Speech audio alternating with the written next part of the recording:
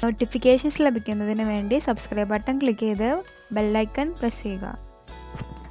ഇന്ന് നമ്മൾ ഉണ്ടാക്കാൻ പോകുന്നത് വളരെ സ്പെഷ്യൽ ആയിട്ടുള്ള ഒരു ഓറഞ്ച് മിൽക്ക് ഷേക്ക് ആണ്. അപ്പോൾ നമ്മളുടെ ഓറഞ്ച് മിൽക്ക് ഷേക്ക് ഉണ്ടാക്കാൻ വേണ്ടിയിട്ട് വെറും 3 ഇൻഗ്രീഡിയൻസേ ആവശ്യമുള്ളൂ. അപ്പോൾ അത് എന്തൊക്കെയാണെന്ന് നോക്കാം.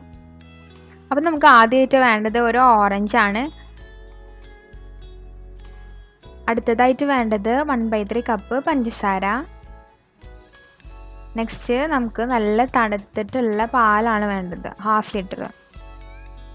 അപ്പോൾ നമ്മളുടെ മിൽക്ക് ഷേക്ക് ഉണ്ടാക്കാൻ വേണ്ടിയിട്ട് ആദ്യം ഒരു ബ്ലെൻഡർ എടുക്കുക. അതിലേക്ക് നമ്മൾ എടുത്തു വെച്ചിട്ടുള്ള ഒരു ഓറഞ്ച് ഇട്ട് കൊടുക്കുക. ഞാനിവിടെ എടുത്തിട്ടുള്ളത് കുരു കളഞ്ഞിട്ടുള്ള ഓറഞ്ചാണ്. അപ്പോൾ കുരു നമ്മളിട്ടാൽ കയ്പ്പ് കൂടും, അതുകൊണ്ട് കുരു കളഞ്ഞിട്ട് വേണം കേട്ടോ എടുക്കാൻ.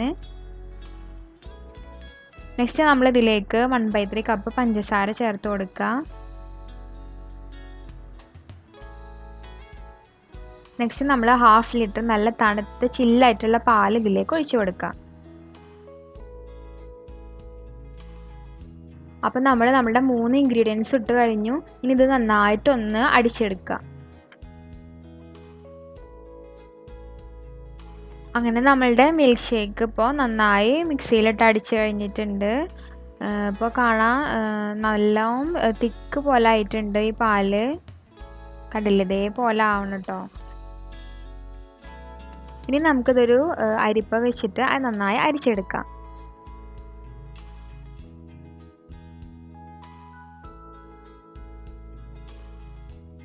അങ്ങനെ നമ്മളുടെ ഓറഞ്ച് മിൽക്ക് ഷേക്ക് ഇവിടെ തയ്യാറായിട്ടുണ്ട്.